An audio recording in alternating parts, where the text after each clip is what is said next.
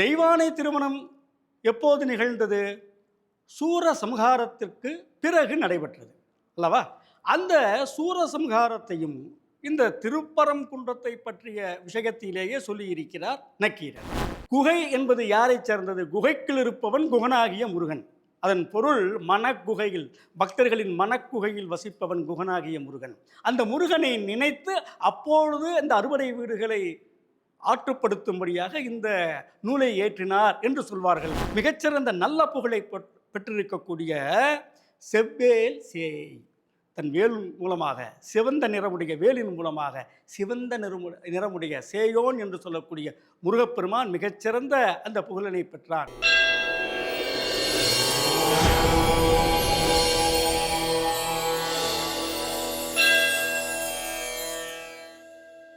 தெய்வத்தமிழ் TV நேயர்களுக்கு அன்பு வணக்கம். திருமுருகாற்றுப்படையில் தீந்தமிழ் முருகன் என்ற தொடரின் 2வது அத்தியாயத்தை இன்று காண இருக்கிறோம்.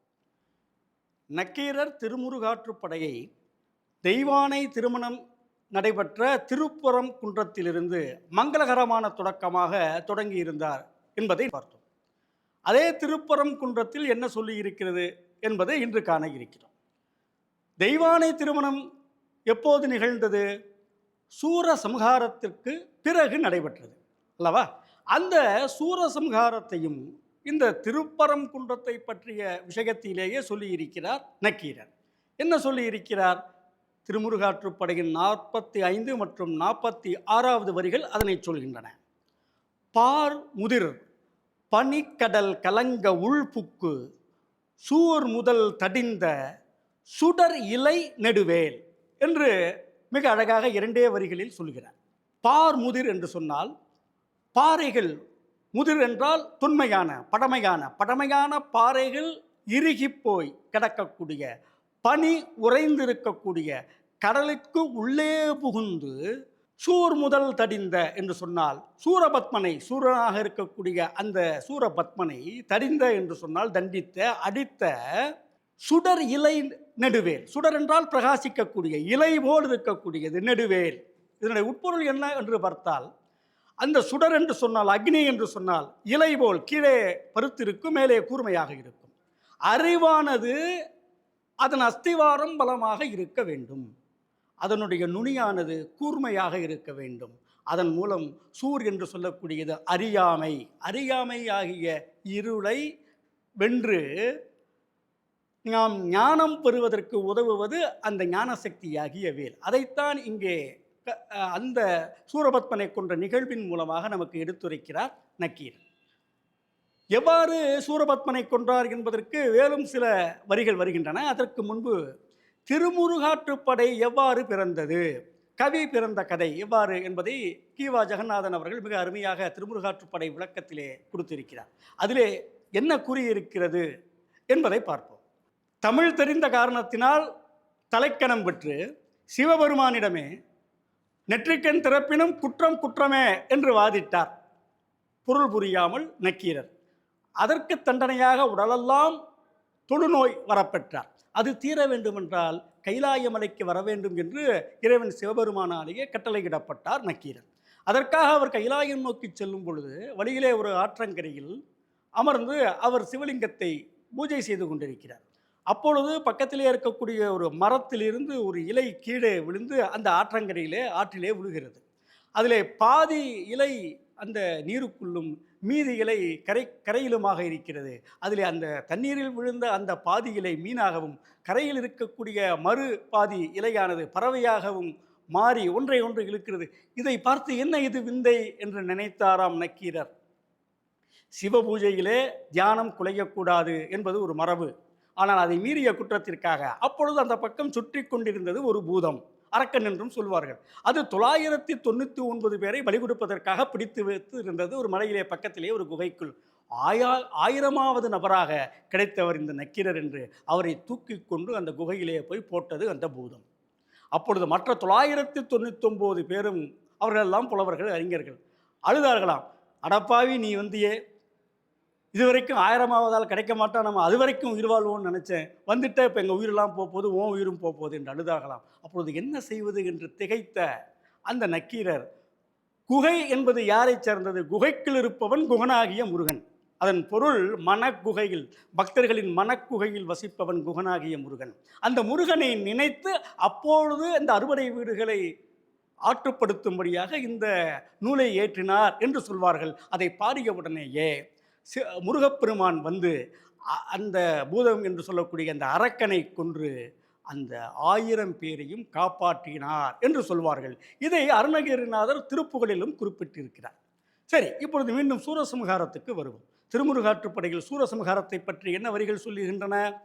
2 பேர் உருவின் 1 பேர் யாக்கை, அறுவேறு வகையின் 5 வரமண்டி, அவுணர் நல்வலம் அடங்க, கவிழினர் மா முதல் தடிந்த மருகில் கொற்றத்து எய்யா நல்லிசை செவ்வேல் சே ஐ என்று சேய் என்பதை அளபடை சொல்லாக சே ஐ என்று சொல்லியிருக்கிறார். நக்கீரர் என்ன சொல்லியிருக்கிறார் இந்த வரிகளிலே என்று பார்த்தால், 2 பேர் உருவின், இந்த சூரபத்மன் என்பவன் மா என்று சொல்லக்கூடிய விலங்கு என்று ஒரு பொருள் இருக்கிறது. மா என்றால் குதிரைக்கும் ஒரு பொருள். குதிரை முகமும் மனித உடலுமாக 2 பெரிய உருவங்களை ஒரே உருவமாக பெற்ற பெரிய உடல் படைத்தவன். அவன் என்ன செய்கிறான்? கடலுக்குள்ளே போய் ஒளிந்து கொள்கிறான். எவ்வாறு? மாமரம் போல் ஒளிந்து கொள்கிறான். அந்த மாமரத்திலே இருக்கக்கூடிய பூக்கள் எல்லாம் தலைகீழாக பூக்கின்றன. அப்படிப்பட்ட மாமரமாக ஒளிந்து கொண்டிருக்கக்கூடிய அந்த சூரபத்மனை அறுவேறு வகையின் 5 வரமண்டி, அவன் 2 உருவம் தானே எடுத்திருக்கிறான், 2லே 1. முருகப்பெருமானோ 6 முகன் அல்லவா?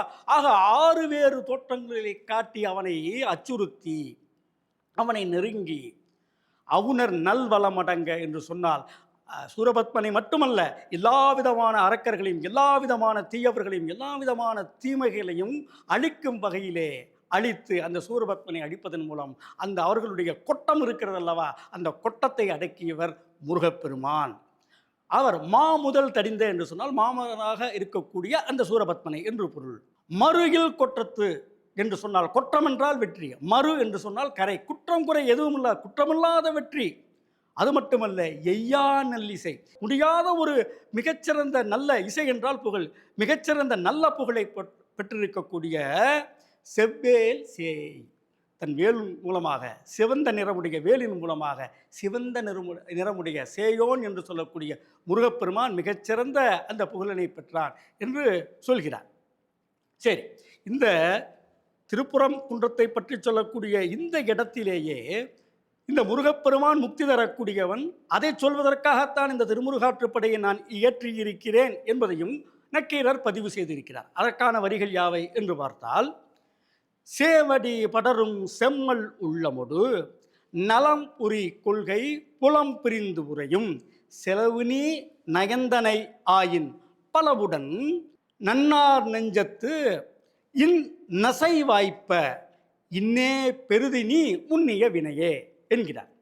என்ன அருமையான வரிகள் பாருங்கள். சேவடி என்று சொன்னால் சிவந்த திருவடி, சிவந்த திருவடி கொண்ட முருகப்பெருமானை எங்கும் இருக்கிறார் என்பதை அறிந்து கொண்டு அவர் இருக்கும் இடமெல்லாம் நாடி சென்று, செம்மல் உள்ளமோடு என்று சொன்னால் செம்மையை நினைக்கக்கூடிய நல்ல உள்ளத்தோடு, சிறந்த குணம் படைத்த உள்ளத்தோடு, நலம் புரி கொள்கை புலம் புரிந்து உரையும், பிறருக்கு நன்மை செய்ய வேண்டும் என்ற கொள்கையோடு, நான் இப்பொழுதுக்க நிலையிலிருந்து மேலே உயர வேண்டும் என்ற எண்ணத்தோடு சென்று அவரை நீ வணங்குவேயானால், நீ அவ்வாறு உடனேயே, நீ நினைத்த உடனேயே, நீ நினைத்த வண்ணம் நீ நினைத்த வினையை அடைவாய், அந்த செயலை பெற்று விடுவாய், நீ நினைத்ததை விரும்பியதை அடைந்து விடுவாய் என்று இன் நசை வாய்ப்ப, இன் என்றால் இனிமை, நசை என்றால் விருப்பம், வாய்ப்பு அது உடனே உனக்கு வாய்த்து விடும் என்று சொல்கிறார்.